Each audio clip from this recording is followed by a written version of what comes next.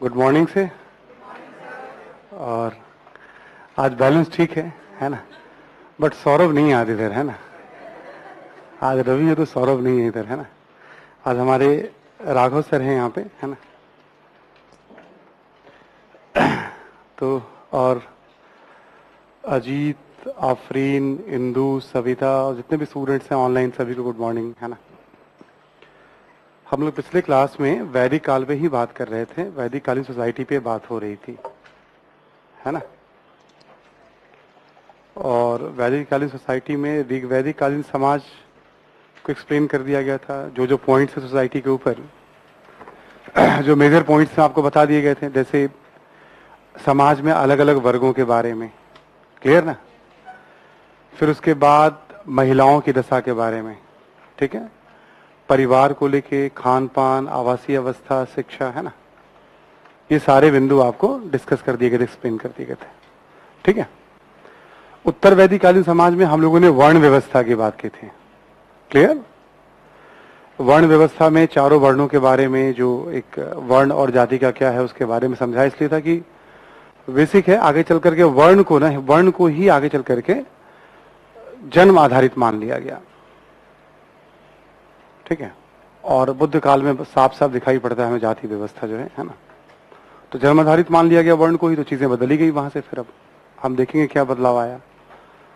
और परिवार के बारे में, महिलाओं की दशा में जो थोड़े बहुत चेंजेस आने शुरू होते हैं, वो जीवन में बदलाव के साथ है। वो थोड़ी संपत्ति की अवधारणा है, अस्थायित्व है, अधिशेष है, तो चीजें बदलनी शुरू होती हैं। हमेशा ध्यान रखिएगा, ये सारे बदलाव पूरे हिंदुस्तान में एक साथ नहीं होने हैं। 100-200 वर्षों में धीरे धीरे ग्रेजुअल ही इसका इम्पैक्ट हुआ होगा। तो हर जगह जो प्रभावी वर्ग रहता होगा, ठीक है, धीरे धीरे उसको अडॉप्ट करता होगा, फिर उसे, ठीक है, इम्प्लीमेंट करता होगा। मतलब एक संघर्ष हुआ होगा, ऐसा भी नहीं कि एकदम भी हमने आदेश दे दिया और लोगों ने मान लिया, ऐसा नहीं होता है, ठीक है ना। कम से कम वैसे समाज के लोगों ने तो विरोध जरूर किया होगा इस व्यवस्था का। बट हमने जैसे कल भी कहा था, पिछली क्लास में भी शनिवार को, कि उनके बारे में जानकारी का हमारे पास कोई सोर्स नहीं है कि उन्होंने कैसे रिएक्ट किया। कुछ कुछ सोर्सेज मिलते हैं थोड़े बहुत, चूंकि वैदिक साहित्य पे हम निर्भर रहते हैं, और जो रूल मेकर है वो उनके दृष्टिकोण को बता रहा है, वैदिक साहित्य जो है, ठीक है। हम लोग उत्तर वैदिक कालीन समाज में जब बात कर रहे थे आपसे लास्ट में, तो नोट करके कुछ चीजों पे बात कर रहे थे, जिसमें हमने एक आश्रम व्यवस्था के बारे में बताया था आपको, कि जीवन को कैसे एक दिशा, ठीक है, जो जीवन जी रहा है तो फिर एक डायरेक्शन हो ना, कि क्या करना है, फिर क्या करना है, फिर क्या करने वाली बात है ना। आप कह सकते हैं बुद्धिजीवियों की एक तरह की वो सोच रही होगी उस समय कि जीवन को कैसे जिया जाए। अब पूरे जीवन में जो 100 साल का हिस्सा है, उसमें बहुत सारे संस्कार, ज्यादातर संस्कारों का संबंध जो है गृहस्थ जीवन से है, ब्रह्मचर्य जीवन से है, गृहस्थ जीवन से मैक्सिमम है, ठीक है। उसमें भरे पड़े थे संस्कार उसके अंदर, ठीक है। उसके बारे में भी कुछ कुछ बातें आपको, 2-3 खास बातें बताई दी थी मैंने आपको, है ना। लिस्ट बहुत लंबी चौड़ी है, ठीक है, लिस्ट बहुत लंबी चौड़ी है। उसी में हमने कहा था आपको, जैसे पुरुषार्थ, गोत्र प्रथा, मतलब जीवन कैसे जीना है ये तो बता दिया गया, जीवन का उद्देश्य क्या होना चाहिए ये भी क्लियर किया गया। जीवन में कोई भी व्यक्ति धर्म के लिए, अर्थ के लिए, काम के लिए और मोक्ष के लिए, अपने अपने जीवन को जब सब हम कैलकुलेट करेंगे कभी लाइफ में, उस अवस्था में जब कुछ करने योग्य ना बचे हम जीवन के उस पड़ाव पे आकर के, है ना, जब लगे कि अब कुछ करेंगे नहीं, कर नहीं पाएंगे, बैठ के केवल यात्रा को देखें जीवन में क्या क्या किया हमने, तो या तो धर्म के लिए काम किया, या अर्थ के लिए काम किया, या मोक्ष के लिए काम किया, ठीक है। धर्म, अर्थ, काम और मोक्ष। अर्थ यानी भौतिक सुख, काम यानी इंद्रिय सुख की बात, ठीक है। मोक्ष यानी जरा मरण चक्र से मुक्ति की बात, उसके लिए। धर्म यानी जो अच्छे आचरण हैं, नीति हैं, ठीक है, जो उसमें पूजा पाठ की पद्धति भी समाहित हो जाती है, जो तौर तरीके हैं, है ना। पुरुषार्थ की भी अवधारणा आई है। आज भी देखोगे हर व्यक्ति का जीवन इसी के इर्द गिर्द घूमता है। उसमें कहा गया था बैलेंस रखिए, धर्म, अर्थ, काम, मोक्ष में बैलेंस रखिए। जो खूब ज्यादा पैसे वगैरह कमा भी लेते हैं, पता चला लास्ट में आकर के वो सब दान वान दे करके, मतलब वो, है ना, जो बैलेंस नहीं रख पाते हैं ना। बहुत सारे कम से कम अपने समाज में जैन अनुयायियों का किस्सा बहुत सुनने को मिलेगा आपको समय समय पे। जैन फॉलोवर से कोई 50 करोड़ 100 करोड़ उन्होंने अर्न कर लिया, फिर सब कुछ छोड़ करके वो भिक्षु बन गए या साधना में चले गए, सब दान दे दिया उन्होंने। मतलब समय समय में 5-6 साल पे एक बढ़िया ऐसा एग्जाम्पल आ जाता है अपने समाज में, हमने देखा है और दुनिया में भी देखा है। तो एक बैलेंस की बात। और गोत्र का मतलब ये था कि एक ही मूल पुरुष से उत्पन्न लोगों का समुदाय। जो कबीला होता था वो एक ही मूल पुरुष से उत्पन्न माना जाता था। जब विकल्प नहीं था तो कबीले के भीतर ही शादी होती थी, सारे रिचुअल्स वगैरह जो होते थे। जब जीवन में थोड़ा स्थायित्व आया तो जीवन को और बेहतर बनाने के लिए या लोगों ने ऑब्जर्व भी किया होगा कि भाई एक गोत्र में एक कबीले में शादी होने से जो बच्चे होते हैं वो उतने स्वस्थ नहीं होते हैं। तो धीरे धीरे गोत्र बहिर्विवाह की परंपरा, तो ये सब चीजें उत्तर वैदिक काल में हमें दिखाई पड़ती हैं। बुद्ध काल में इसे व्यवस्थित रूप दिया गया, बुद्ध काल में इसे सिस्टमैटिक रूप दिया गया। तो ये आपको मैं बता इसलिए रहा था कि इसमें बहुत सारी चीजें बदले हुए रूप में आज भी हमारे जीवन में है। जब हम आपको कहें वैदिक कालीन विरासत, तो इन सब बातों को कहीं ना कहीं जो पुरुषार्थ रहा है वो भी आज हमारे जीवन में, हर व्यक्ति का लक्ष्य इन्हीं चारों में कहीं ना कहीं, कोई धर्म के लिए जी रहा है, कोई अर्थ के लिए जी रहा है, कोई अर्थ और काम के लिए जी रहा है, जिसे आप भौतिक सुख कह सकते हैं आप। धर्म और मोक्ष क्या हो गया? आध्यात्म की दुनिया हो गई। अर्थ और काम क्या हो गया? भौतिक। तो शुरू से इस बात, चाहे आश्रम व्यवस्था हो चाहे पुरुषार्थ हो, उस पर बल दिया गया कि बैलेंस करिए लाइफ को। एक गजब की सच्चाई ये है कि जीवन में चाहे जिस तरफ आपका झुकाव हो, ऐसा पड़ाव सबके जीवन में आता है जब वो, जिसका भौतिक सुखों की तरफ झुकाव होगा फिर वो अध्यात्म की तरफ आएगा। ठीक है, ऐसा बहुत कम होता है कि अध्यात्म की तरफ आज के समय में शुरू में बहुत ज्यादा झुकाव हो। ठीक है ना, आज की दुनिया ऐसी है, इसमें ऐसा कम होता है। लेकिन क्योंकि चला आ रहा है, कई चीजें अनायास क्या होता है, परिवार से हमें विरासत में मिल जाती हैं। बहुत सारी चीजें आप देखोगे परिवार से ही हमें विरासत में मिल जाती हैं। ठीक है, लिख लीजिए जरा नोट में ही आगे। संस्कार की बात हो गई थी आपसे, अब आप लिखें गोत्र प्रथा।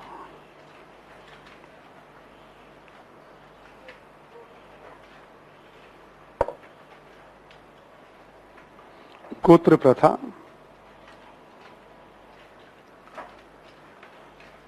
देखें आप कि संभवतः गोत्र का शाब्दिक अर्थ होता है, संभवतः गोत्र का शाब्दिक अर्थ होता है, संभवतः गोत्र का शाब्दिक अर्थ होता है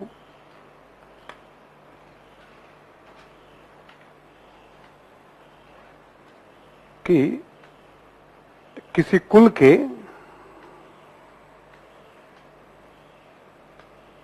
सभी गायों को एक साथ रखने की प्रथा, किसी कुल के सभी गायों को एक साथ रखने की प्रथा।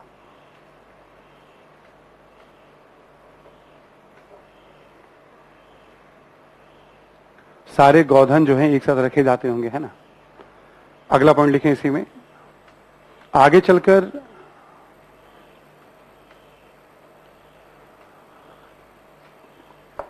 एक मूल पुरुष से उत्पन्न, एक मूल पुरुष से उत्पन्न समुदाय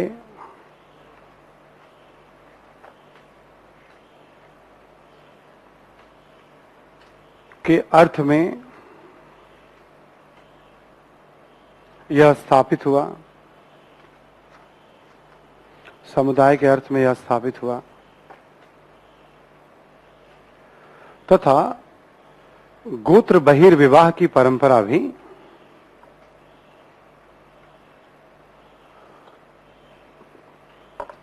गोत्र बहिर्विवाह की परंपरा भी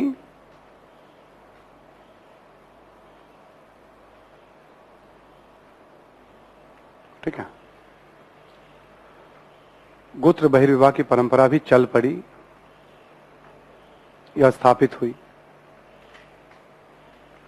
ठीक है, एक गोत्र में विवाह नहीं होगा। पहले होता होगा तो ऐसा माना जाता है कि भाई एक रक्त संबंध में विवाह करने से बच्चों पे, ठीक है, उसके स्वास्थ्य के दृष्टिकोण से उसे बेहतर नहीं माना गया है। वैसे एक परंपरा से रही है कि पिता की तरफ से 7 पीढ़ी और माता की तरफ से 5 पीढ़ियों में वैवाहिक संबंध, ये प्राचीन काल से है और आज इसका साइंटिफिक रीजन भी है बच्चों के स्वास्थ्य को लेकर के, ठीक है। जैसा मैं कहता हूं आपको कि ऐसा नहीं कि जो चीजें नियम बनाई गई, ठीक है, वो वैसे ही बना दी गई। बहुत सारे नियमों का एक अनुभव जन आधारित तो रहा ही होगा, लोगों ने ऑब्जर्व किया होगा, देखा होगा, समझा होगा, ठीक है। एकाएक नियम तो नहीं बनी है ना। फिर क्या होता है कि सभी चीजों को हम एक नजरिए से देखने लग जाते हैं, बस ये ऐसे ही है, मतलब, है ना, ठीक है। क्योंकि जितनी महत्वपूर्ण बातें हमारे जीवन में है, यदि आप चाहे किसी भी समाज से जुड़ा हुआ, उन सबको साइंटिफिक तरीके से यदि बताया जाए तो चीजें और बेहतर होंगी। मतलब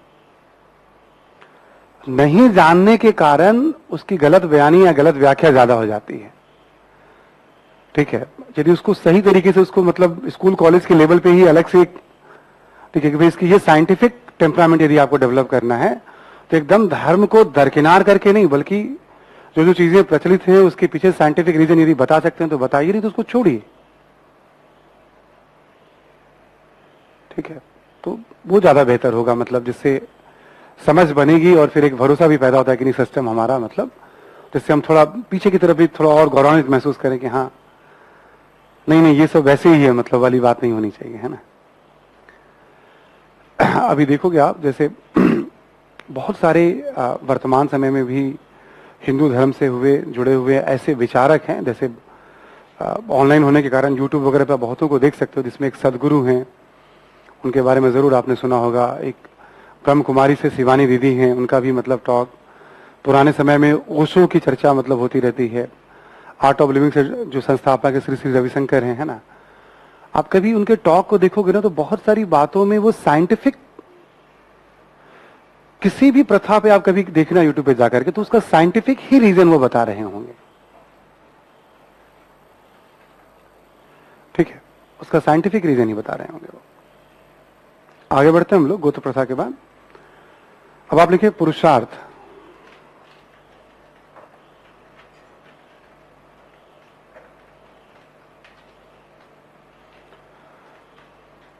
देखें, प्राचीन ऋषियों ने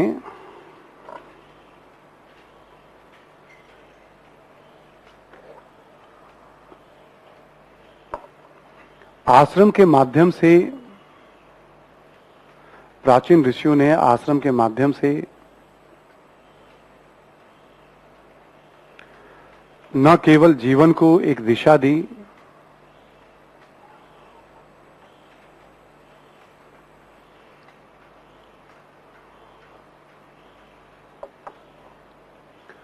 आश्रम के माध्यम से न केवल जीवन को एक दिशा दी, बल्कि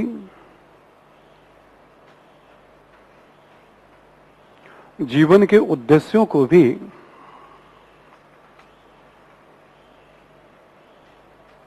पुरुषार्थ के रूप में स्पष्ट किया।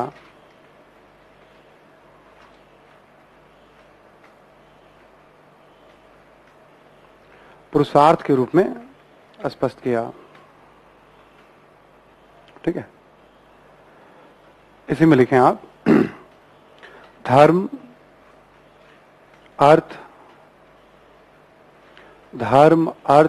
काम एवं मोक्ष।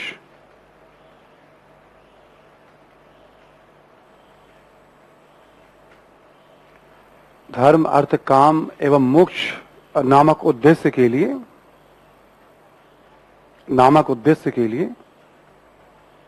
जीवन को जीना चाहिए।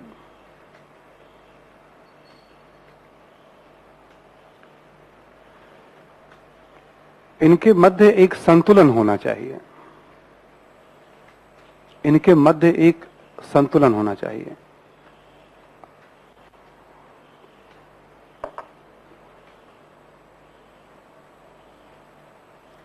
ठीक है, इनके मध्य एक संतुलन होना चाहिए। कोई भी चीज मतलब बैलेंस करके चलिए लाइफ में, है ना। ये ध्यान रखिएगा, ये सबका अनुभव होगा जीवन में कभी ना कभी। अभी नहीं, ठीक है, बट सबका यह अनुभव होगा कि हाँ एक बैलेंस होना चाहिए लाइफ में, ठीक है। सोसाइटी में ही कुछ कुछ और, जैसे उपनिषद में बहुत अच्छे अच्छे विचार भी रखे गए हैं, जैसे वसुधैव कुटुंबकम की बातें कही गई हैं, सत्यमेव जयते, सर्वे भवन्तु सुखिना, ठीक है। देखो, एक दौर में अच्छे विचार भी हैं, उसी दौर में आपको समाज में असमानताएं, विभिन्नताएं भी दिखेंगी। हर दौर ऐसा ही होता है, अच्छे और बुरे का समन्वय, आज भी यही जीवन है, ठीक है। किसी भी दौर को ऐसे ही देखना है, मतलब एक पक्ष नहीं देखना कि एकदम अंधकार का ही काल है, अच्छा कुछ हुआ ही नहीं और आज सब कुछ अच्छा ही हो रहा है, ठीक है। हर दौर में समन्वय, लोग ही होते हैं ना हर दौर में, जहां इंसान होगा वहां दोनों तरह की गतिविधियां दिखेंगे। इसी में लिख लें आप, उत्तर वैदिक साहित्य से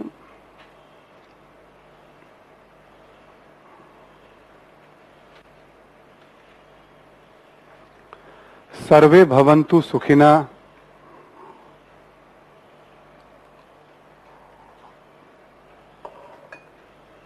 सर्वे भवन्तु सुखिना, सब सुखी रहें, है ना, कौमा वसुधैव कुटुंबकम,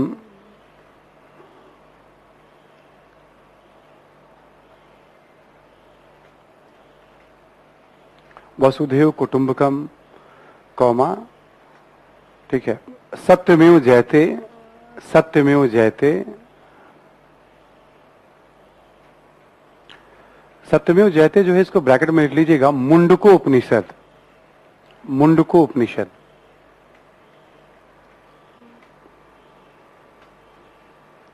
ठीक है। सर्वे भवन्तु सुखिनः, सत्यमेव जयते, विचारों की भी जानकारी मिलती है, जैसे विचारों की भी जानकारी मिलती है, ठीक है। ये पॉइंट हमने डेलिबरेटली लिया है क्योंकि आज सबसे ज्यादा इसी की चर्चा होती है। हम उस देश से हैं जहां वसुधा को, पूरी दुनिया को जो है, मतलब, ठीक है। तो आप जैसे आज का ट्रेंड क्या है, समाज क्या है, और उन बिंदुओं को जैसे एक एग्जामिनी के तौर पे इतिहास से निकालिए, उसको अपने आंसर में स्पेस, आप थोड़ा सा धीरे धीरे जब मुझे रीड करेंगे आप, मैं किस शैली में आपको बताता पढ़ाता हूं, ठीक है ना। किताब अगर अपनी जगह है, बट उसके साथ साथ मैं जो चीजों को, ठीक है, उसको सामान्यतः मतलब सिस्टम से उसको तारतम्य में बिठाना हमें, और अच्छी चीजों को तो वैसे भी हमें लेकर आगे आना चाहिए, बात करनी चाहिए, ठीक है। तो इस तरह के सोच के साथ हम जीवन जी रहे थे। हालांकि हमने क्या देखा, समाज में महिलाओं के साथ एक भेदभाव, वर्ण व्यवस्था में भेदभाव, असमानता भी दिखाई पड़ने लगी है समाज में। और जो संस्कार हैं, जो आश्रम व्यवस्था है, उन सब में भी देखोगे आप, जैसे हमने बताया आपको, भाई शूद्र वर्ण को शिक्षा से ही रोका जा रहा है, तो वो भी एक भेदभाव का एग्जाम्पल है ना। अब हम लोग लेते हैं धर्म की बात करते हैं, जरा आइए आप, वैदिक कालीन धर्म।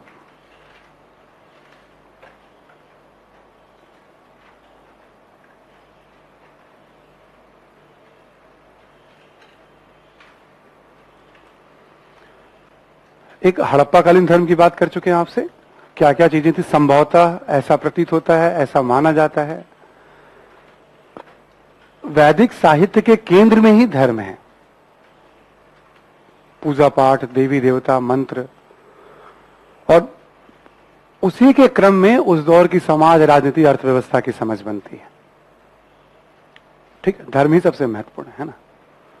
तो यहां लिखिए आप, ऋग्वैदिक कालीन धर्म,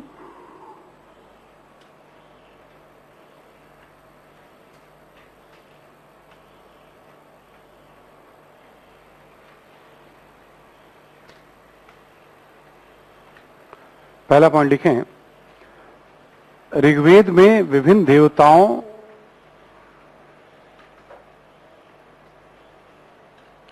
ऋग्वेद में विभिन्न देवताओं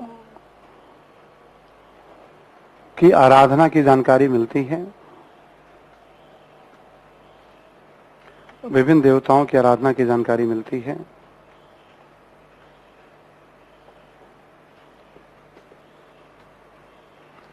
जैसे इंद्र, जैसे इंद्र, कौमा वरुण, वरुण, कौमा अग्नि इत्यादि। लिखें, अर्थात ऋग्वैदिक समाज बहुदेववादी समाज था। अर्थात ऋग्वैदिक समाज बहुदेववादी समाज था।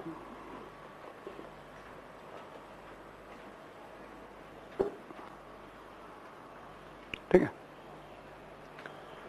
ऋग्वैदिक समाज बहुदेववादी समाज था।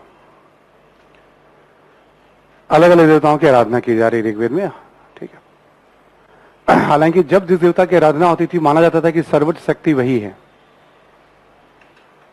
उसे सर्व देवतावादी भी कहते हैं।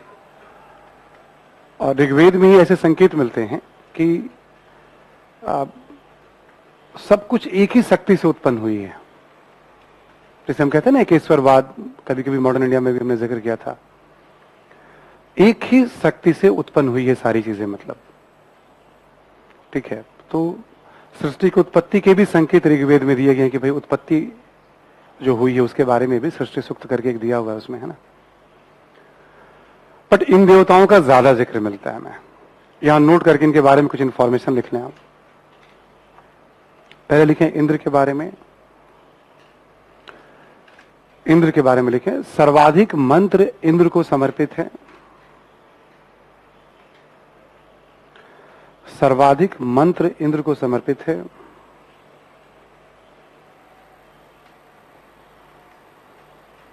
ठीक है, इसी में लिखें,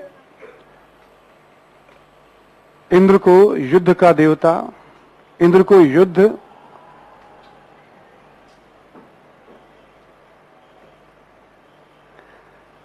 ऊपर से आवाज आ रही है ना। लिखे, इंद्र को युद्ध, कौमा बादल, युद्ध एवं बादल का देवता,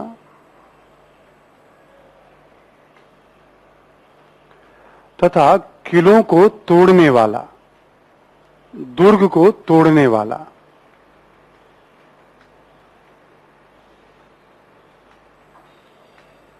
दुर्ग को तोड़ने वाला, जहां आपने लिखा है दुर्ग को तोड़ने वाला, ब्रैकेट में लिखेंगे एक वर्ड पुरंदर। पुरंदर, दुर्ग को तोड़ने वाला, वहां ब्रैकेट में एक वर्ड लिखेंगे आप पुरंदर।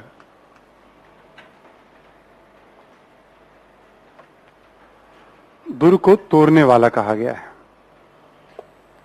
ये इंद्र के लिए ये सब आया है। जैसे युद्ध के देवता हैं वो, बादल के देवता हैं वो। ठीक है, दुर्ग को तोड़ने वाला कहा गया उन्हें, है ना। सर्वाधिक मंत्र इंद्र को ही समर्पित है ऋग्वेद में। ठीक है, नेक्स्ट लिखें आप अग्नि।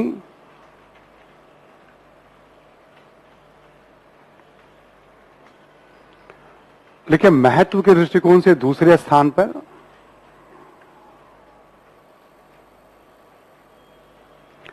महत्व के दृष्टिकोण से दूसरे स्थान पर।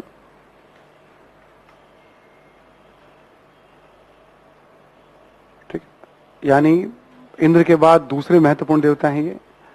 और ऐसा माना जाता है कि अग्नि में जो आहुति दी जाती है वो देवताओं तक पहुंचने का माध्यम है वो, है ना।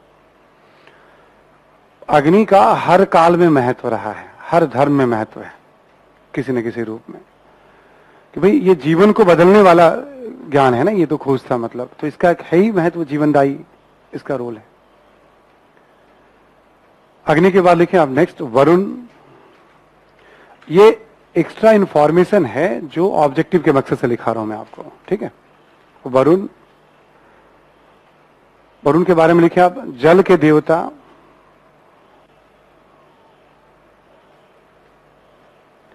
जल के देवता तथा नैतिक नियमों के रक्षक।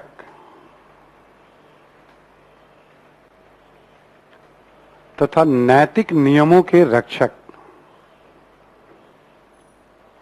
ब्रैकेट में कर लीजिएगा आप ऋत। नैतिक नियमों के रक्षक, ब्रैकेट में कर लेंगे आप ऋत। एक बार यूपीएससी प्री में ये भी पूछा है ऋत के देवता के बारे में। ऋत कहा गया उसे। दुनिया में जो भी गलत हो रहा है सब वरुण देख रहे हैं, सबको सजा देंगे वो। ठीक है, ये है कि सारी व्यवस्था बनी रहे, मतलब यानी गलत न करें, वरुण के नाम पे समझाया जाता है कि वरुण सब देख रहे हैं। ठीक है, आगे लिखें आप। मरुत, मरुत आंधी के देवता। आंधी, तूफान जो चलती है हवा। वायु, पवन के देवता।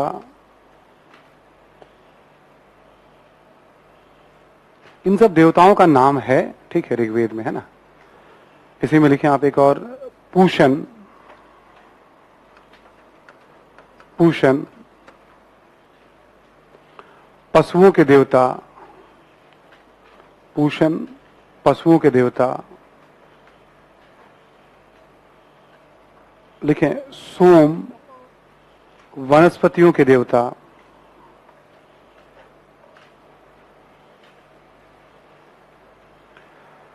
वनस्पतियों के देवता इत्यादि कर दीजिए आप। आप देखेंगे सारे देवताओं के जिनसे जोड़ा गया जिन गुणों से, वो सब कहीं ना कहीं प्राकृतिक शक्तियां ही हैं। हम वनस्पति की बात करें, हम आंधी की बात करें, हम पवन की बात करें, बादल, है ना, एक युद्ध को छोड़ दिया जाए तो बादल की बात करें, जल की बात करें, कहीं ना कहीं ये सब प्राकृतिक चीजें ही हैं जिनका दैवीयकरण किया जा रहा है, जिनका मानवीयकरण किया जा रहा है ना। ऋग्वेद को देखा जाए तो इन सब को ही और इनके लिए मंत्र। तो ये जो इंफॉर्मेशन है ये बस ध्यान रखने होते हैं हमें ऑब्जेक्टिव के मकसद से, वरना कॉन्सेप्ट के रूप में हमने कह दिया बहुदेववादी समाज, बहुदेववादी धर्म, जैसे इन देवताओं की आराधना होती थी। समझ में आ रही बात सभी को? तो ऐसी इंफॉर्मेशन हर जगह थोड़े बहुत बढ़ते रहते हैं आपके। पॉइंट नंबर 2 लिखें आप, ये तो पहला पॉइंट था। देवताओं के साथ साथ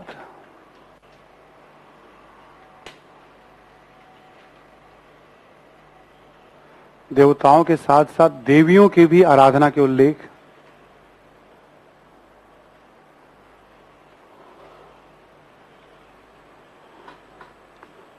देवताओं के साथ साथ देवियों की भी आराधना के उल्लेख।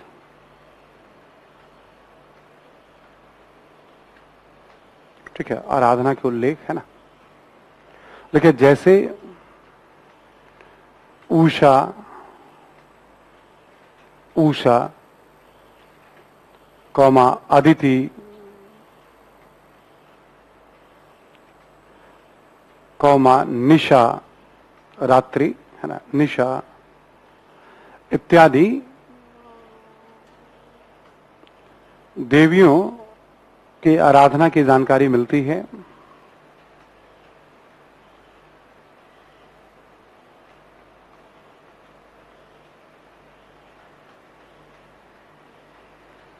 हालांकि देवताओं की तुलना में इनकी संख्या कम है।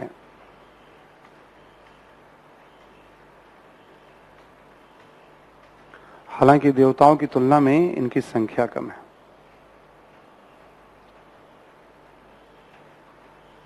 ठीक है, संख्या कम है, मंत्र कम है, तो देवी पूजा हो गई, देवताओं की पूजा भी हो गई, है ना। अगला पॉइंट लिखें आप। ऋग्वैदिक अधिकांशतः देवी देवताओं का संबंध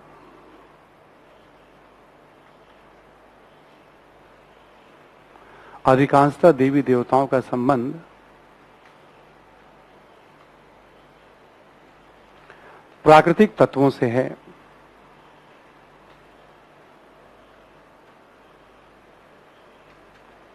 प्राकृतिक तत्वों से है, ठीक है, जैसे बादल, जल,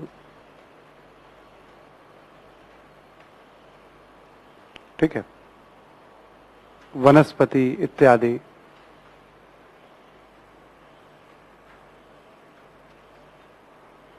ठीक है, इसका मतलब ये हुआ कि प्रकृति पूजा को बहुत ज्यादा महत्व, जो जीवन जी रहे हैं तो प्रकृति के ही अलग अलग तत्वों से सामना हो रहा है। अपने भाई सूर्योदय और रात्रि कंट्रोल में तो है नहीं, ऑब्वियस है, जब रात्रि होगी तो अंधेरा एक भय से होता होगा, तो उसे भी एक देवी के रूप में आराधना शुरू। सुबह सूर्य की पहली किरण है, ठीक है, उषा काल, थोड़ा रेंज बढ़ता है तो अदिति, ऐसे करके मतलब अलग अलग सूर्य की अवस्थाओं की भी कल्पना जो है ऋग्वेद में, सबका अपना एक महत्व है ना। तो प्राकृतिक शक्तियों को बहुत ज्यादा महत्व दिया गया है आराधना में, पूजा में। आगे लिखें आप।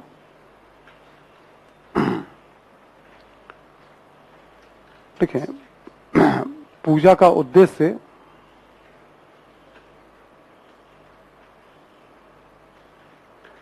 भौतिक सुखों की प्राप्ति, पूजा का उद्देश्य भौतिक सुखों की प्राप्ति, ठीक है। मैक्सिमम बल है भौतिक सुखों पे कि जीवन कैसे बेहतर हो। आगे लिखें आप। ठीक है, पूजा के लिए प्रार्थना एवं यज्ञ, प्रार्थना एवं यज्ञ दोनों को महत्व दिया गया है।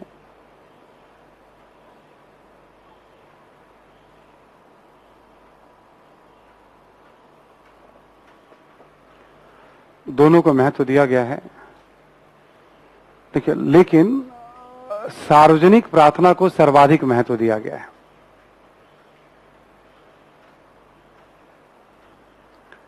सार्वजनिक प्रार्थना को सर्वाधिक महत्व दिया गया है।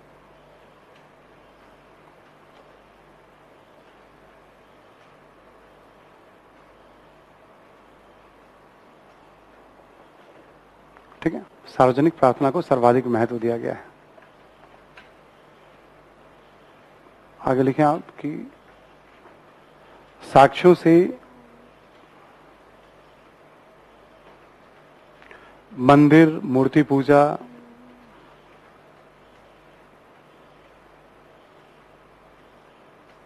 की जानकारी नहीं मिलती है।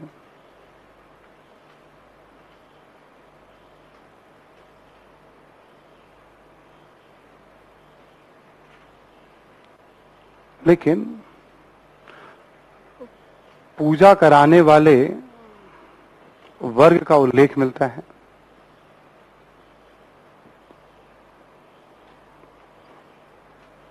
पूजा कराने वाले वर्ग का, पुरोहित वर्ग का उल्लेख मिलता है।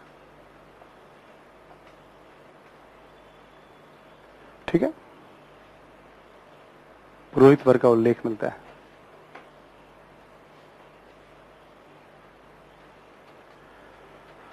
ये हो गया ऋग्वैदिक कालीन जो तरीका है पूजा पाठ का, कैसे पूजा पाठ किया जा रहा है। मंदिर मूर्ति पर पूजा के साक्ष्य नहीं है, उद्देश्य भौतिक सुखों की प्राप्ति है।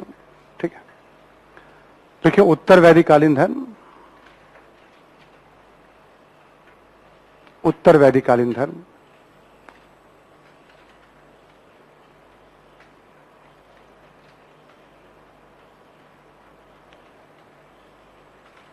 पहला पॉइंट लिखें, उत्तर वैदिक साहित्य से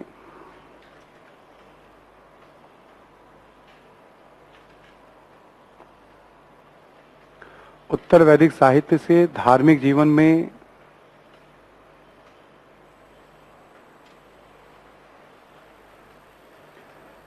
निरंतरता एवं परिवर्तन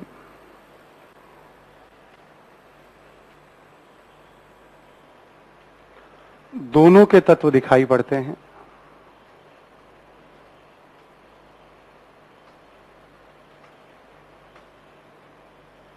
ठीक है, मतलब चीजें चली भी आ रही है, कुछ नए नए देवों की चर्चा भी, कुछ नए तरीकों की बात भी हो रही है इस उत्तर वैदिक साहित्य। ठीक है, अगला पॉइंट लिखें, इंद्र एवं वरुण की तुलना में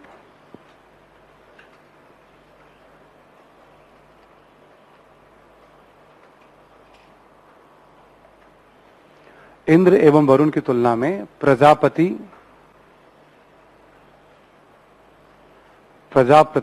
विष्णु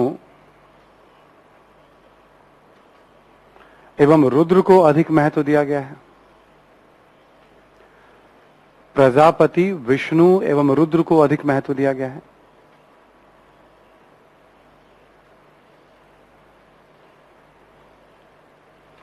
ठीक है, महत्व दिया गया है। नेक्स्ट लिखें, अग्नि का महत्व इस काल में भी बना रहा,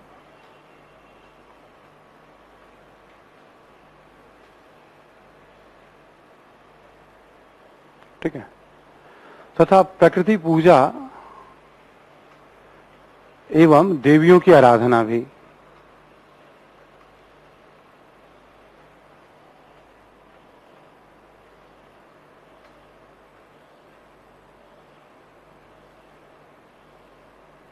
ठीक है, देवियों की आराधना भी पहले जैसा ही है। लिखें, पूजा का उद्देश्य भी पूर्ववर्ती काल की तरह,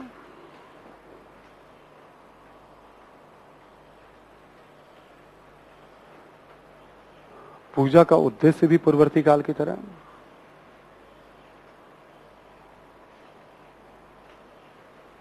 लेकिन पूजा पाठ की पद्धति में,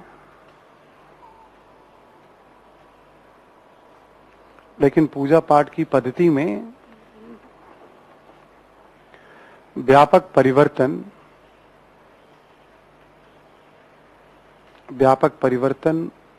दिखाई पड़ते हैं।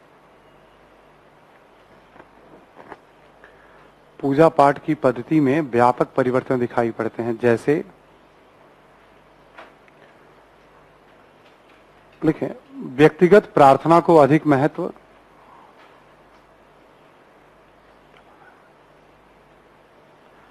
व्यक्तिगत प्रार्थना को अधिक महत्व,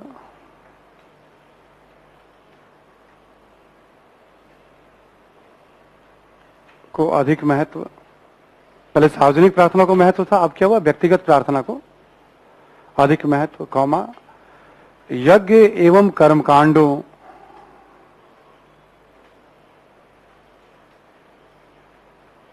यज्ञ एवं कर्मकांडों तथा पशु बलि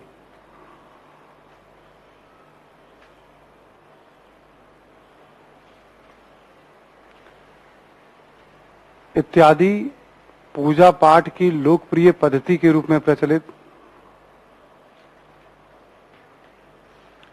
इत्यादि पूजा पाठ के लोकप्रिय पद्धति के रूप में प्रचलित।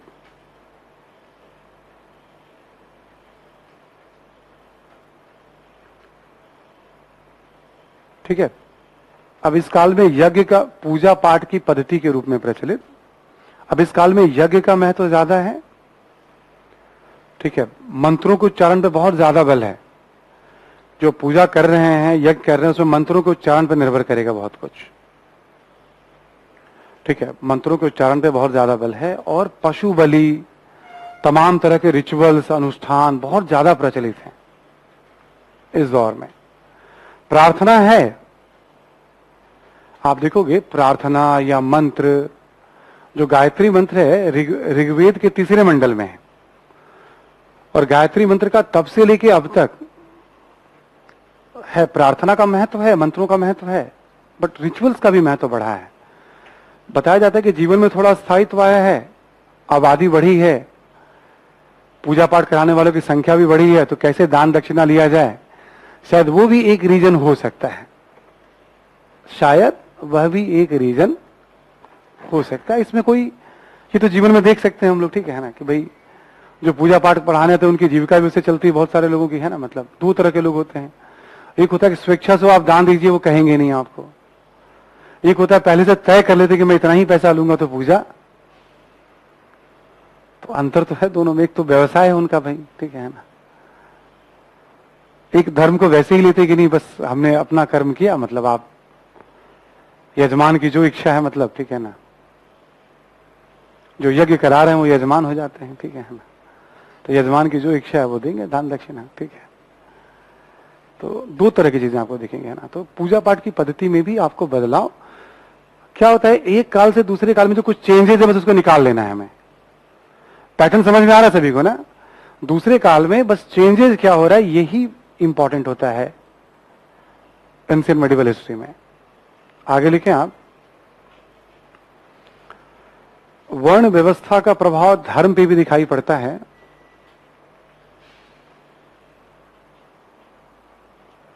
वर्ण व्यवस्था का प्रभाव धर्म पर भी दिखाई पड़ता है।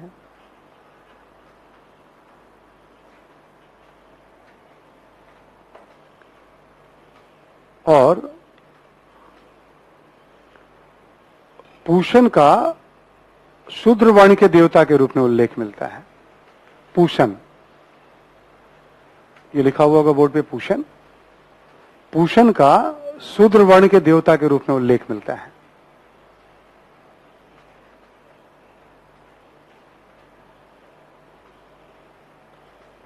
शूद्र वर्ण के देवता के रूप में उल्लेख मिलता है, यानी देवताओं का भी बंटवारा हो रहा है। यानी समाज में जो भेदभाव बढ़ रहे हैं उसका ये भी एक प्रमाण, आपको जो पशुओं के देवता थे, ठीक है, तो वो भी बताता है कि नहीं भेदभाव तो बढ़ रहा है उसकी तरफ, हम समाज जो है, ठीक है। आगे लिखें आप कि इस काल में भी मूर्ति पूजा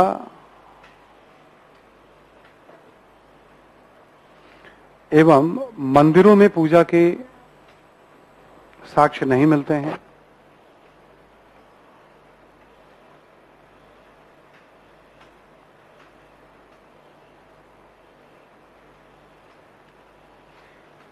ठीक है, साक्ष्य नहीं मिलते हैं, लेकिन विभिन्न प्रकार के पुरोहितों का उल्लेख मिलता है।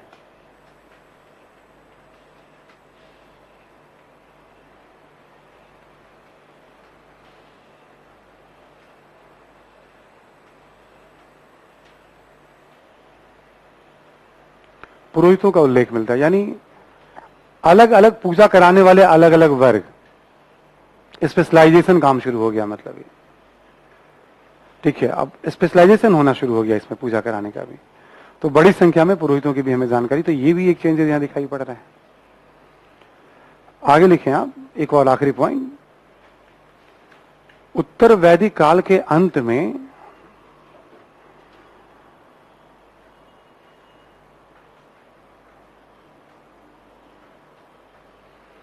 उत्तर वैदिक काल के अंत में उपनिषदों के द्वारा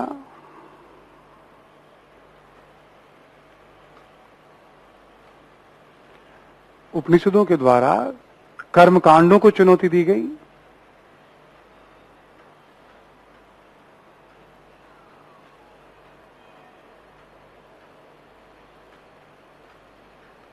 कर्मकांडों को चुनौती दी गई तथा मोक्ष के लिए ज्ञान को महत्व दिया गया।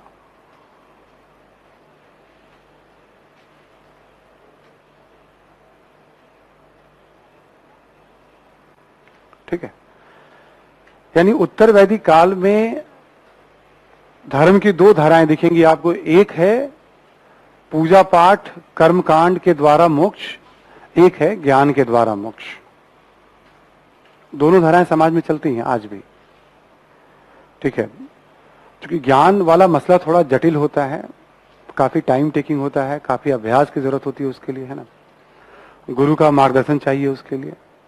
गुरु का मतलब मेरी तरफ मत देखिएगा आप लोग, ठीक है। मैं दूसरे मोक्ष के लिए हूं आपके पास, हिस्ट्री वाले मोक्ष के लिए हूं कि आप एग्जाम के लिए, ठीक है ना। वो जो उस तरह के गुरु होते हैं, जो साधक होते हैं, उनकी बात की जा रही है, ठीक है। मतलब बहुत गंभीरता से मत देखिए मेरी तरफ आप लोग कि मैं ही कुछ मोक्ष दिलाऊंगा आपको, ठीक है ना। हिस्ट्री का जो आपका काम है वो तो मैं करा ही रहा हूं, उस मामले में आप मान सकते हैं कि हाँ भाई ठीक है, हिस्ट्री में, ठीक है। तो क्या चेंजेस आ रहे हैं जीवन में, आप ऐसे समझ लीजिए कि उत्तर वैदिक काल में जो जीवन में स्थायित्व आया तो दो धाराएं हो गई। एक तरफ यज्ञ कर्मकांड, इस पे बहुत ज्यादा बल, और एक तरफ बात की जाने लगी ज्ञान की, है ना। उपनिषद में जन्म मृत्यु पुनर्जन्म आत्मा ब्रह्म, इन सब विषयों पे खूब चर्चा है उसमें। अब उसके लिए तो बहुत समय चाहिए, आपको अभ्यास चाहिए, गुरु का सानिध्य चाहिए, ठीक है, वो तो मतलब या बहुत अध्ययन करना पड़ेगा आपको, है ना। तो ऑब्वियस है ज्ञान मार्ग तो कुछ ही लोगों में जा पाएगा ना वो तो।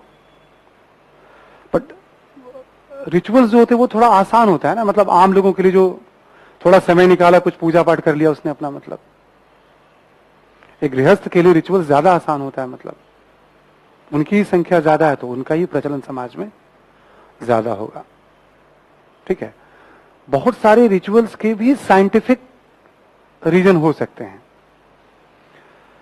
सामान्यतः मुझे बहुत ज्यादा तो देखो इन सब चीजों का ना तो जरूरत है हमें, ना मैंने कभी अध्ययन किया, बट जैसे पूजा पाठ वगैरह में मैं अक्सर देखता हूं, मतलब कि जो सामान्य पूजा पाठ की विधि होती है उसमें देखते हैं कि हम अलग अलग फसलों को, दूध को, घी को, मतलब उन चीजों को महत्व देते हैं, शहद को, जो एक तरह से जीवनदायी रही है। मतलब प्राकृतिक चीजों के लिए ही मंत्र शुरुआत होती है। कभी किसी ने देखा हो, ऑब्जर्व किया हो, सामान्य पूजा पाठ में भी, इवन सत्यनारायण भगवान वगैरह की भी कथा होती हो, ठीक है, तो आप देखेंगे आप शुरुआत वहीं से होती है। मतलब तो सबका कुछ ना कुछ साइंटिफिक आधार तो है ही, पर जब करने कराने वाले रूटीन में आ जाते हैं कि नहीं 1 घंटे में मैं आपका पूजा कराऊंगा, अगले घंटे में मैं आपका कराऊंगा, ठीक है, तो वो हमने क्या कहा, फिर उनके लिए वो प्रोफेशन का हिस्सा हो गया। हो सकता है वो ठीक तरीके से करा रहे हो, ना करा पा रहे हो, है ना। तो बहुत लोगों के लिए वो साधना का हिस्सा होता है। तो दोनों तरह के वर्ग लोग उस दौर में भी थे समाज में और आज भी हैं समाज में, ऐसा मत सोचिएगा आप। ऐसा बिल्कुल मत सोचिएगा कि आज भी बड़े विधिवत तरीके से, मतलब ठीक है, पूजा पाठ कराने वाले लोग हैं। मतलब थोड़ा सर्च करना पड़ेगा आपको, बहुत सारी वैसी संस्थाएं हैं जहां उस तरह से प्रशिक्षण दिए जा रहे हैं, मतलब ठीक है। और मेरा अपना व्यक्तिगत अनुभव भी है, कुछ वैसे विधिवत जहां हमने पार्टिसिपेट किया, जहां जाने का मौका मिला है, तो उसका एक अलग इम्पैक्ट है। वाकई उच्चारण का एक अलग इम्पैक्ट है, मतलब पूरा का पूरा वातावरण जो होता है वो प्यूरिफाई। तो कई लोगों का अनुभव है, मेरा खुद का भी ऐसा अनुभव हमने देखा है कि मतलब ठीक है, तो ऐसी परंपराएं भी हैं आज। मतलब तो दोनों तरह की बात आ गई। तो जीवन में तो आज देखो कि मोटे तौर पे जैसे हम देखो कि सनातन धर्म एक वर्ड यूज होता है, यहां कुछ बातों को समझ लीजिएगा। सनातन धर्म मतलब भारतीय उपमहाद्वीप में उन धार्मिक विश्वासों के लिए यूज किया जाता है जो अनादिकाल से चला आ रहा है। ठीक है, सनातन धर्म किसके लिए? भारतीय उपमहाद्वीप में जो अनादिकाल से चला आ रहा है। क्लियर? कब से ये कहना बड़ा मुश्किल काम है, क्योंकि जो वैदिक मंत्र हैं माना जाता है वो ईश्वर के द्वारा ऋषियों को दिया गया ज्ञान है। अब तक ये प्रमाणित नहीं कि उन मंत्रों की रचयिता कौन, ईश्वरीय माना जाता है, और ऋषियों के माध्यम से पीढ़ी दर पीढ़ी वो प्रवाहित होता रहा है। तो ईश्वरीय ज्ञान है, तो कब से चला रहा है पता नहीं, इसलिए इसको हम सनातन भी कहते हैं। समझ में आ रही बात सभी को? यस। क्योंकि वैदिक साहित्य इसका आधार है, तो हम वैदिक धर्म भी कह सकते हैं। क्लियर? सनातन भी कहते हैं इसको हम, इसको वैदिक धर्म भी कह सकते हैं, क्योंकि इस धर्म पे आप देखोगे ब्राह्मण नामक वर्ण का और पूजा पाठ कराने वाले वर्ग का ज्यादा प्रभाव रहा, और एक ब्राह्मण साहित्य भी है जिसमें कर्मकांडों और नियमों पे ज्यादा बल है। इसे हम ब्राह्मण धर्म भी कहते हैं। सनातन धर्म, वैदिक धर्म, ब्राह्मण धर्म,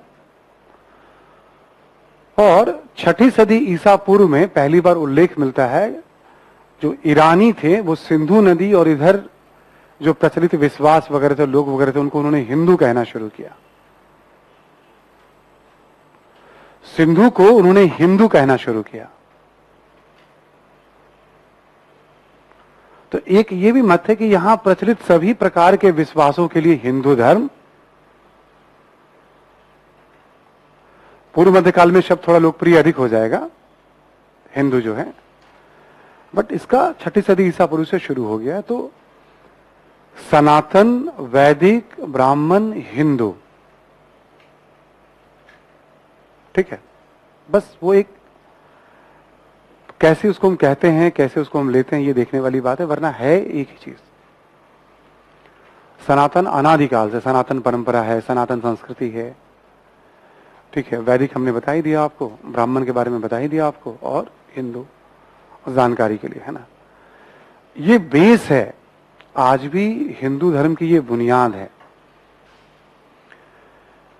वेदों की व्याख्या से ही सब चीजें निकली हैं। दयानंद सरस्वती कहते हैं कि कई बार वेदों की व्याख्या में समस्या हो सकती है, तो भी अपनी बुद्धि का यूज करिए। बाद में बहुत सारी व्याख्याएं हो सकता है, बहुत ठीक है, वो उसको नहीं मानते हैं और खुद व्याख्या भी करते हैं वो वेद भाष से, ठीक है, ऐसे वो कहते हैं ना। तो वेद को ही आधार ग्रंथ माना गया है। फिर समय के साथ साथ, चूंकि मौखिक परंपरा में प्रभावित होती रही है, समय के साथ साथ हिंदुस्तान बहुत बड़ा है और भी अलग अलग हिस्सों में अलग अलग तरह के विश्वास प्रचलित रहे हैं। समझो इस धारा में जितने भी विश्वास प्रचलित रहे हैं, सबको हिंदू धर्म का हिस्सा, कहीं ना कहीं सबको हिंदू धर्म में समाहित किया गया है, साहित्य में उसको हिस्सा माना गया है ना, उसका पार्ट माना गया है, ठीक है। तो ऐसे करके आप अभी जब हम आगे आएंगे भी हम देखेंगे, हम तो यही विश्वास चलता रहेगा आगे भी। गुप्त काल तक आते आते इसमें कई नई चीजें जुड़ जाएंगे। अब हम गुप्त काल में आपसे बात करेंगे हिंदू धर्म के बारे में। बाकी यही विशेषताएं बुद्ध काल में भी, मौर्य काल में भी, मौर्योत्तर काल में भी चल रही है। कुछ नई नई चीजें उसमें ऐड हो जाएंगी, हम उसकी बात करेंगे आपसे जब आगे चल करके, ठीक है। कल्चर में धर्म को महत्व दिया गया है क्योंकि इसकी अधिकांशतः चीजें आज जीवन में हूबहू हम देखते हैं। अब तक जो हमने नहीं बात की वो सब गुप्त काल में बात कर लेंगे, जो हम आज और देखते हैं हिंदू धर्म में। ऐसे ही बौद्ध और जैन धर्म की महत्वपूर्ण बातों पे भी कर लेंगे हम। मध्यकाल में आएंगे तो हम लोग इस्लाम, सिख धर्म की भी बात करेंगे हम। कल्चर पे जो आपको नोट्स दिया गया है उसमें अलग से एक धर्म के बारे में दिया गया है, एक पूरा बुकलेट ही होगा, मतलब एक चैप्टर होगा, उसमें हर धर्म की महत्वपूर्ण बातें उसमें बताई गई हैं सारांश के रूप में। वो पढ़ना है आपको, अभी नहीं, जब मैं कहूंगा तब। क्लियर। अब एक लास्ट पहलू है इसका, साहित्य वैदिक काल का। आपको एक हैंडआउट दिया गया था, है क्या आपके पास? एक हैंडआउट दिया गया, लेके आए क्या आप लोग? साहित्य के ऊपर आपको एक हैंडआउट दिया गया है, 2 पेज का है। चलिए मैं बोर्ड पे थोड़ा बहुत आपको गाइड कर देता हूं, है ना, फिर आप हैंडआउट देख लीजिएगा, ठीक है।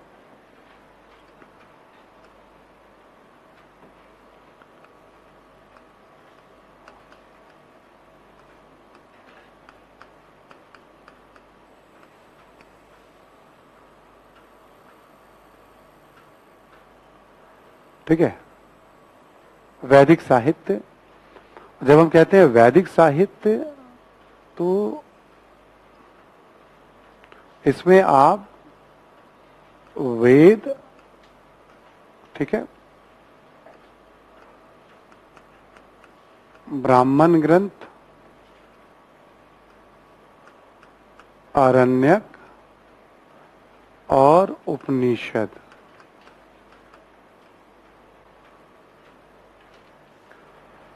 वैदिक साहित्य का 4 भागों में वर्गीकरण है। वेद, ब्राह्मण साहित्य, आरण्यक साहित्य और उपनिषद साहित्य, ठीक है। ये तो सबको पता ही कि वेद 4 हैं, ऋग्वेद, यजुर्वेद, सामवेद और अथर्ववेद, ठीक है। ऋग्वेद, यजुर्वेद, सामवेद और अथर्ववेद, ये जो वेद हैं, प्रत्येक वेद के साथ कुछ न कुछ ब्राह्मण ग्रंथ लिखे गए हैं। जैसे ऋग्वेद के साथ ऐतरेय ब्राह्मण है, ये थोड़ा महत्वपूर्ण है इसलिए नाम बता दिया मैंने आपको, ठीक है। आरण्यक छोड़ देते हैं यहां पे हम लोग। उपनिषद में भी ऐतरेय उपनिषद है, ठीक है, मैं बता रहा हूं इसका मतलब आपको, ठीक है। 4 वेद हैं, वेदों के साथ ब्राह्मण ग्रंथ भी हैं, आरण्यक ग्रंथ भी है, उपनिषद ग्रंथ भी है, वेद में क्या है? मंत्रों का संकलन है। प्रथम 3 वेद में मंत्रों का संकलन है। चौथे वेद में एक मंत्र के साथ साथ वर्ण व्यवस्था, आश्रम व्यवस्था, पूजा पाठ की पद्धति, भूत प्रेत, अंधविश्वास, आयुर्वेद। आ रही बात समझ में? भूत प्रेत, अंधविश्वास, आयुर्वेद, इन सब का भी उल्लेख मिलता है। प्रथम 3 वेद को हम त्रय भी कहते हैं, नोट्स में लिखा हुआ है सब, एक बार मैं समझा रहा हूं आपको। प्रथम 3 वेद को हम त्रय भी कहते हैं, क्योंकि सुनते थे लोग इसको, वेदों को, मतलब गुरु उच्चारण करते थे फिर सुनते थे, तो श्रुति भी कहते हैं। संकलन किया गया तो वेद को संहिता भी कहते हैं। वेद का शाब्दिक अर्थ होता है ज्ञान। ठीक है, लिखना कुछ भी नहीं, सुन लीजिए आप एक बार, लिखा हुआ है नोट्स के अंदर में। आगे चल करके वेदों के ऊपर ब्राह्मण ग्रंथ का मतलब क्या हुआ? उसी वेद को आधार बनाते हुए उसकी एक तरह से कर्मकांडीय व्याख्या। एक ही नहीं, बड़ी संख्या में ग्रंथ ले, 18 ब्राह्मण साहित्य हैं टोटल। मैं 18 के बारे में तो वहां परिचय न लिखने पढ़ने की जरूरत है। तो इससे जुड़ा हुआ है ब्राह्मण। अरण्यक क्या है? अरण्यक में एक तरह से कर्मकांडों पे संदेह व्यक्त किया जा रहा है और एकांत में ध्यान वगैरह की बात की जा रही है। उपनिषद क्या है? उपनिषद भी अरण्य का विस्तार है, उसमें भी कर्मकांडों पे प्रश्न चिन्ह उठाए जा रहे हैं और ज्ञान की बात की जा रही है। तो एक ऋग्वेद की कर्मकांडीय व्याख्या हो गई, अनुष्ठानिक व्याख्या हो गई, और एक ज्ञान मार्गीय व्याख्या हो गई। ऐसे करके बहुत विपुल साहित्य है, विशाल साहित्य है। ठीक है, यजुर्वेद है, ये भी मंत्रों का ही संकलन है। इसके साथ जो फेमस ब्राह्मण है सतपथ ब्राह्मण। ब्राह्मण ग्रंथों में ये 2 नाम ध्यान रहने चाहिए आपको, ऐतरेय और सतपथ। जब आप किताब पढ़ोगे तो लेखक इसका यूज ज्यादा करते हैं। और उपनिषद में एक है बृहदारण्यक।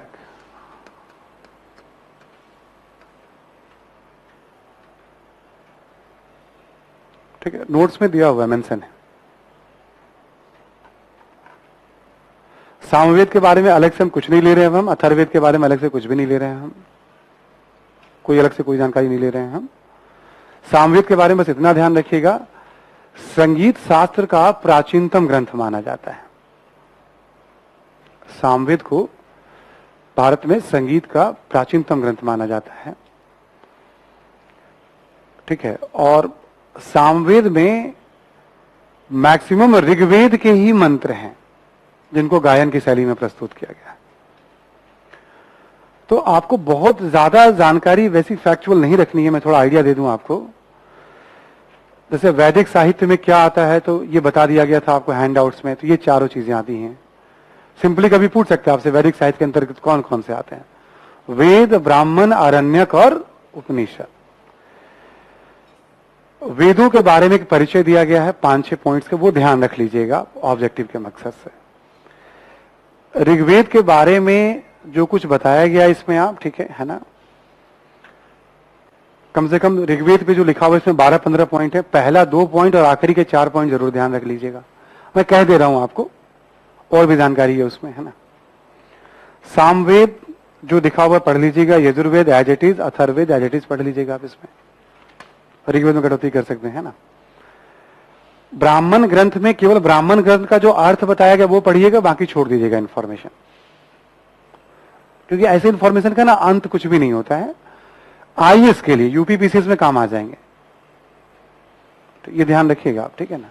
आईएएस के लिए मैं कह रहा हूं आप, अरण्य का अर्थ बताया गया वो ध्यान रखिएगा आप। उपनिषद का जो अर्थ बताया वो देख लीजिएगा, बाकी आप ऐसे एक बार पढ़ के छोड़ दीजिएगा आप। किस उपनिषद में क्या कहा गया ये संभव नहीं, बहुत याद रखना। एक मुंडको उपनिषद चूंकि बड़ा फेमस है, सत्यमेव जयते हमने लिया भी हुआ है, तो यूपीएससी ने एक बार पूछा भी था, वो जीके का सवाल है। अदरवाइज किसमें क्या कहा गया है बहुत मुश्किल काम होता है याद रखना, फिर भी सपोर्ट में दे दिया गया है उसको हैंडआउट्स के तौर पे, ठीक है। तो अरण्य का मतलब, ब्राह्मण का मतलब क्या, ये ध्यान रखना है। वेद का मतलब क्या है, उपनिषद का मतलब क्या है, ये ध्यान रखना है आपको, इतना ही ध्यान रखना है आपको। क्लियर सभी को? यानी इंफॉर्मेशन इसमें डबल है, तो हमने समझा दिया, इसको हाफ कर लीजिएगा। ठीक है, अब ये समझ लो कि हमने ऋग्वैदिक काल और उत्तर वैदिक काल में जो भी पढ़ा वो इन्हीं साहित्य के आधार पर पढ़ा। ठीक है, कुछ क्वेश्चंस लिख लो आप समझने के लिए जरा एक बार।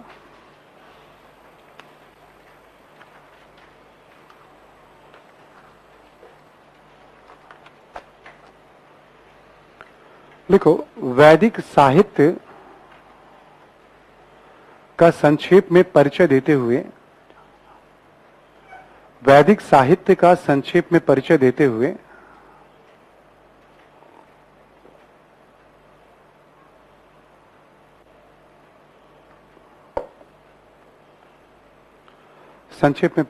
हुए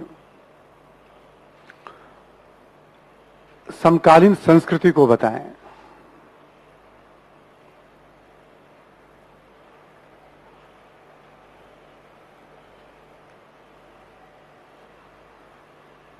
ठीक है, अब पूरा जो वैदिक काल आपने पढ़ा पिछले 4-5 घंटे में, उसको हमने एक क्वेश्चन में रख दिया।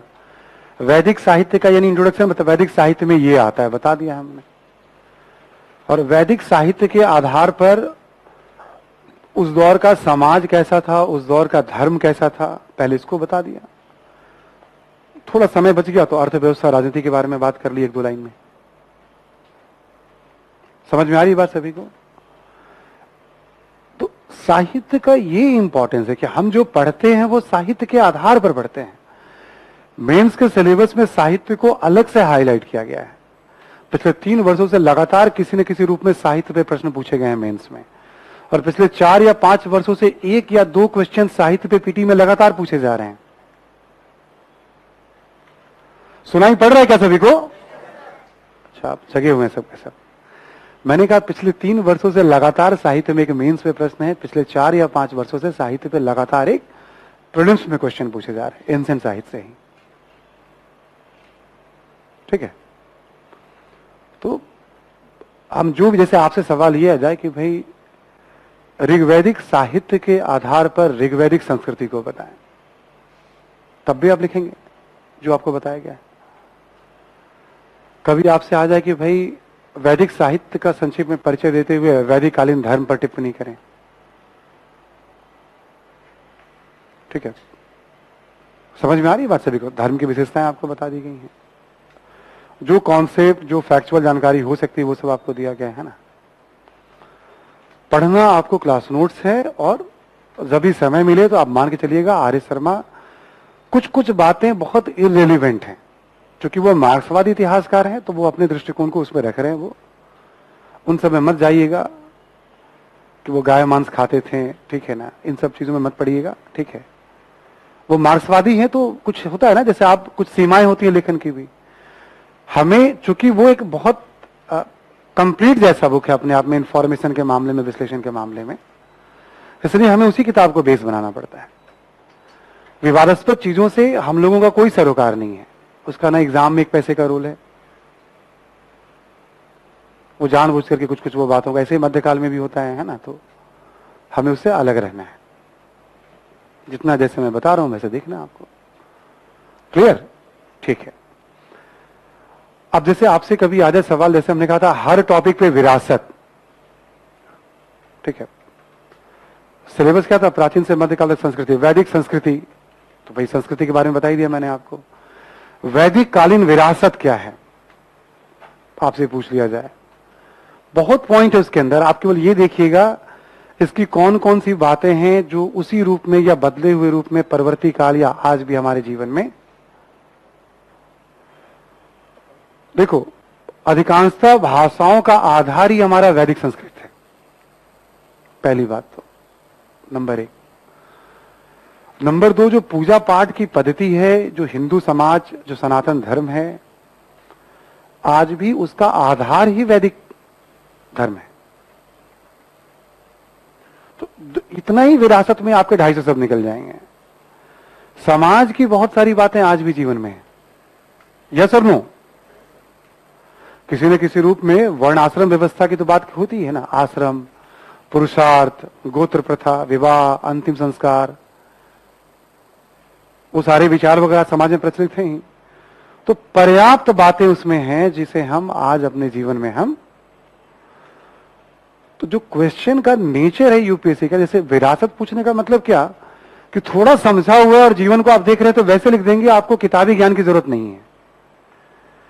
विरासत दिया ही गया है व्यवहारिक ज्ञान के लिए। एक आईएएस एस्पिरेंट अपने कल्चर को कितना और हेरिटेज को कितना बेहतर तरीके से समझता है।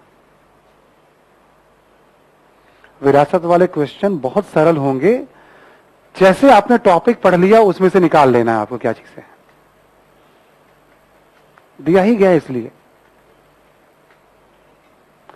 हम सब अपने साथ यहां बैठे हुए सभी लोग किसी न किसी रूप में वैदिक कालीन विरासत को हम कैरी, कभी हो सकता है किसी को बड़ा अजीब लगे, पर जाने अनजाने हम उस विरासत को कैरी कर रहे हैं हम। ठीक है, चलिए, तो ये हो गया हमारा यूनिट नंबर 4। टोटल 10 यूनिट हमारा एंशिएंट हिस्ट्री में। पहला याद है क्या? पाषाण काल। नहीं याद होगा तो ऊपर वाले क्लासरूम को याद रखिएगा, ठीक है ना। उसके बाद हड़प्पा सभ्यता, रिमेंबर सभी को? हड़प्पा सभ्यता में क्या क्या पढ़ाया था एक बार टॉपिक बताऊं क्या मैं आपको? पाषाण काल में क्या क्या पढ़ाया था ध्यान दिलाऊं क्या मैं आपको एक बार? पूरा पाषाण, मध्य पाषाण, तीनों टॉपिक में 3 बातें पढ़नी थी हमें। भौगोलिक वितरण, उपकरण और जीवन यापन। रिवीजन कर रहे हो ना? एकदम रिवीजन करके एकदम बैठा लेना। उसके बाद जैसे होता है ना, जो एकदम फ्री जो पशु होते हैं कहीं भी चले जाए मतलब चरने के लिए, ठीक है, ठीक है, आप बस वैसे अपने आप को मान लेना। उसके बाद जो पढ़ना जानना हो, मतलब मेरी जो बाउंड्री जो मैं खींच रहा हूं उसको बस छोड़ना नहीं है। आप एग्जाम में बहुत अच्छा करेंगे, उससे मेंस में तो तरती अच्छा करेंगे। मेंस का मैं कोई ऑप्शन ही नहीं छोड़ता हूं, क्योंकि आप नहीं करेंगे तो कोई लिखेगा ही नहीं वहां, ये एकदम क्लियर है। पीटी का कोई लिमिट नहीं होता है और हिस्ट्री का तो कोई लिमिट ही नहीं है। एक एक वेद के जानकार, वेद में अब साहित्य है तो क्या उसका लिमिट है? कोई लिमिट है क्या उसका?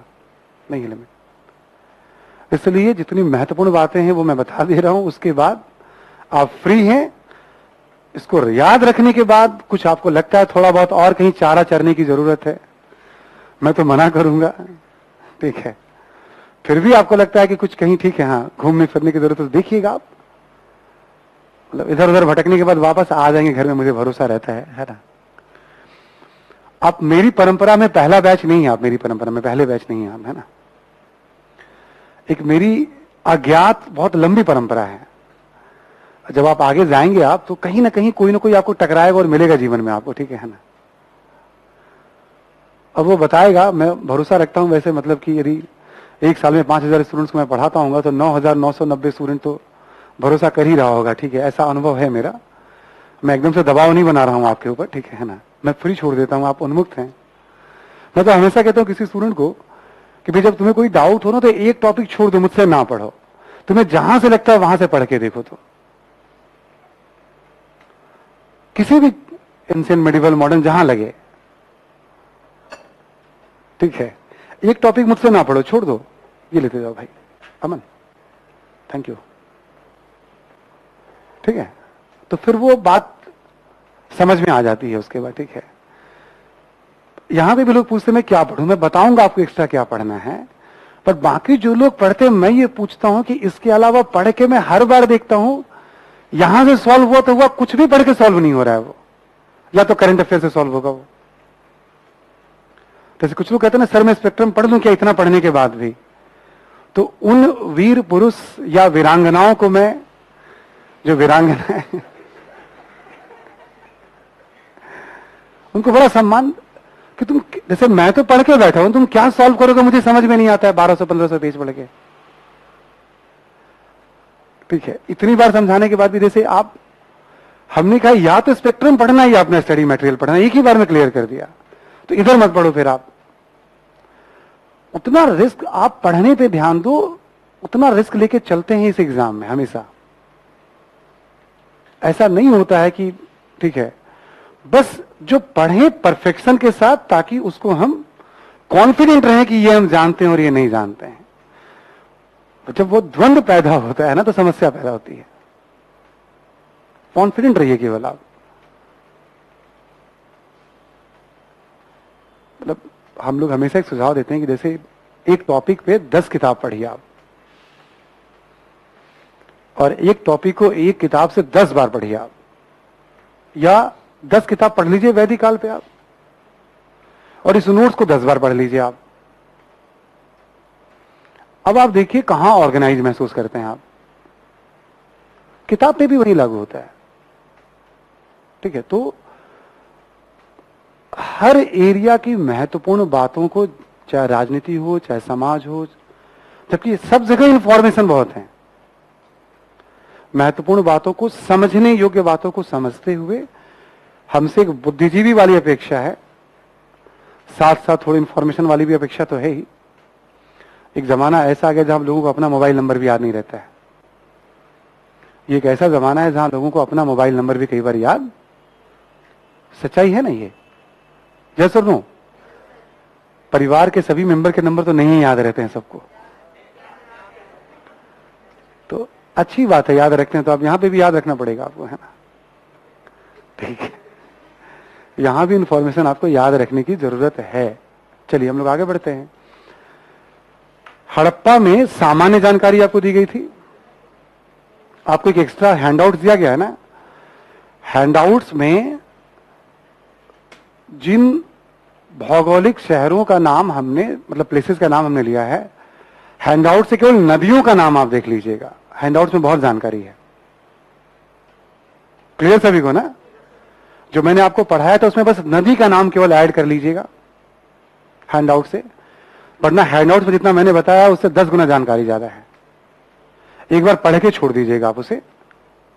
वो साइकोलॉजिकल कॉन्फिडेंस के लिए आपको दिया है, मैं मना भी कर दे रहा हूं। बस आपको कॉन्फिडेंस रहे कि हमारे पास भी है। क्लियर ना सभी को? बस इतना ही करिएगा आप। हड़प्पन राजनीति याद है क्या? थोड़ा बहुत आइडिया दिया था मैंने आपको।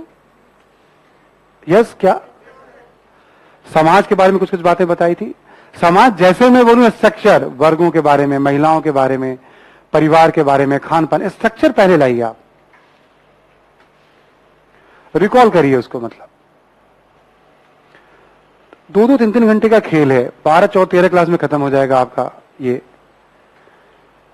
3 घंटे एफर्ट लगा दोगे, यानी 3 घंटे यहां और 3-3 घंटे घर पे, थोड़ा रिवीजन, 50-60 घंटे में ये पैक हो जाएगा आपका। उसके बाद आप, हमने कहा फ्री हैं आप, कुछ कहीं चारा दिखे तो आप चढ़ सकते हैं। वैसे सरकार जल्दी कानून बनाने वाली है इसके बारे में भी, है ना, छुट्टा पशुओं के ऊपर है। यूपी चुनाव में खूब चर्चा चल रहा है, सरकार ने बहुत जल्दी गंभीरता से विचार करेंगे इसके ऊपर। इकोनॉमी में हमने कुछ तथ्य बताए थे आपको। हड़प्पन इकोनॉमी में एग्रीकल्चर, शिल्प, इकोनॉमी बोलते खाका पहले, उसके तथ्य। कला में टाउन प्लानिंग के बारे में कॉन्सेप्ट के साथ साथ इंफॉर्मेशन, मूर्तिकला, चित्रकला, धर्म के बारे में आपको बताया था, पतन के बारे में बताया था आपको। टॉपिक के अंदर क्या क्या पढ़ा हमने, उसके अंदर क्या क्या बातें हैं ना। ताम्रकाल, पाषाण काल के बारे में न्यूनतम जानकारी। हड़प्पाई क्षेत्र में हमने बताया, कालक्रम मैंने आपको समझाया, ठीक है। और जो अलग अलग क्षेत्र आधारित संस्कृतियां थी, इसमें जैसे आहार के बारे में बताया मैंने आपको। आहार या गिलुंद वहां एक और सेंटर रहा है, बनास नदी घाटी में, है ना। ऐसे ही कैथा, मलवा, मालवा और जोरवे। फिर ओसीपी, बीआरडब्ल्यू, पीजीडब्ल्यू जैसे बर्तन जिक्र किया, बात खत्म कर दी थी। वैदिक काल में हम लोगों ने क्या देखा? एक भौगोलिक ज्ञान के बारे में बताया, ठीक है। साहित्य के बारे में जानकारी आपको दे दी। राजनीति, समाज, अर्थव्यवस्था और धर्म, एग्रेसिव तरीके से सबको बैठाते जाइएगा। क्लियर? यस। आते हैं हम अगले 5वें विकेट की तरफ, चलते हैं हम, है ना।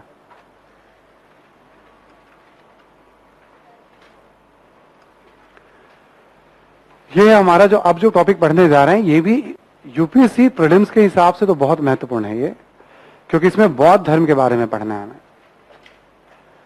और अभी लास्ट ईयर प्रीलिम्स को छोड़ दिया जाए तो पिछले 15-20 वर्षों में शायद कभी ऐसा न हुआ हो जब बौद्ध धर्म से 1 या 2 प्रश्न न पूछे गए। अभी पहली बार ऐसा हो जब बौद्ध धर्म से प्रश्न नहीं आया जो भी प्रीलिम्स हुआ है। ठीक है, क्योंकि बुद्ध की शिक्षाओं का बहुत ज्यादा महत्व है आज हमारे जीवन में, सामान्य जीवन में भी, अंतर्राष्ट्रीय संबंधों में भी, दुनिया के समस्याओं के संदर्भ में भी। जिसका जितना ज्यादा रेलिवेंट यूपीएससी उसको उतना ज्यादा महत्व देती है एग्जाम में। एक तरीका समझिएगा आप इसको। ठीक है, इस टॉपिक को हम कहते क्या हैं? इस टॉपिक को हम कई नामों से, जैसे बुद्ध काल, सूत्र काल,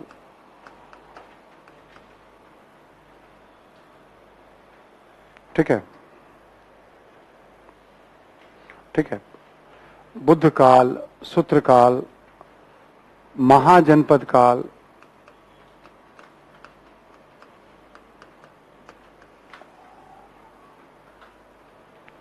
ठीक है, और इसका टाइम पीरियड माना जाता है 6th सेंचुरी बीसी से 4th सेंचुरी बीसी।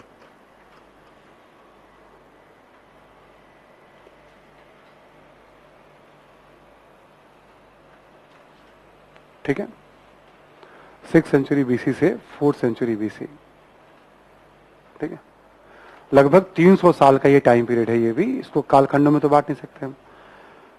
बुद्ध के प्रभाव के कारण इसे हम बुद्ध काल भी कहते हैं। वैदिक साहित्य को समझने के लिए यहां पे फिर एक धार्मिक साहित्य की रचना हुई जिसे सूत्र साहित्य कहते हैं,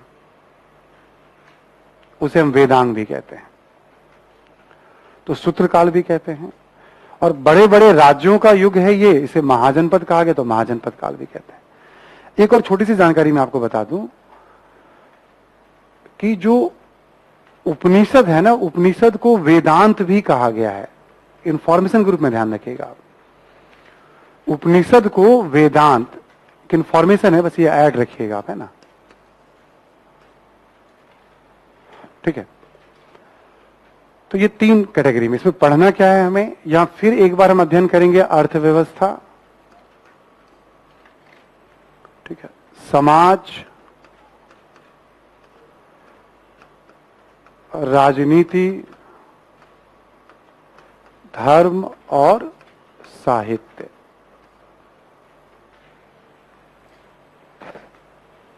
ठीक है, अर्थव्यवस्था, समाज, राजनीति, धर्म और साहित्य। ठीक है, वैदिक काल में भी हमें कोई कलात्मक साक्ष्य तो मिलते नहीं है, इस काल में भी कोई कलात्मक साक्ष्य नहीं मिलते हमें शिल्प के अलावा। ठीक है, ये 5 पहलुओं का अध्ययन करना है।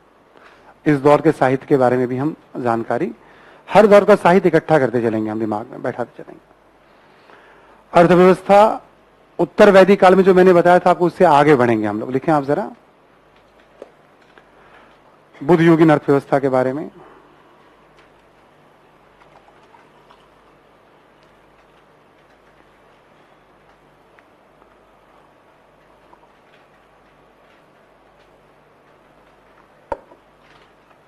पहला पॉइंट लिखें आप कि लौह उपकरणों का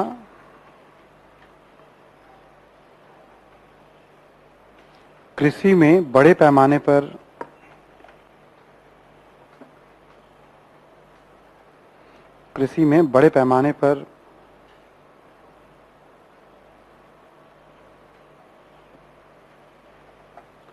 उपयोग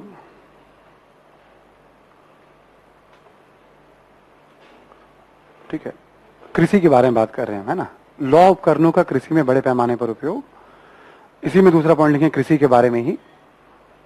ये मैं बुद्धयुगीन कृषि के बारे में कुछ महत्वपूर्ण बातें बता रहा हूं।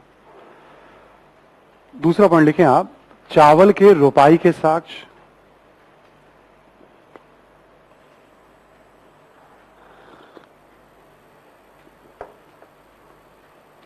चावल के रोपाई के साक्ष्य, रोपे जाने के साक्ष्य। नेक्स्ट लिखें आप, भूमि स्वामित्व का उल्लेख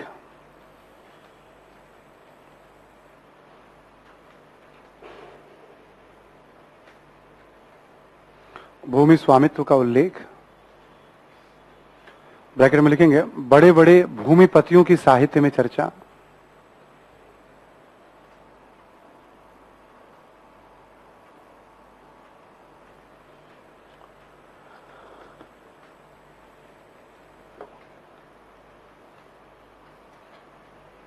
साहित्य में चर्चा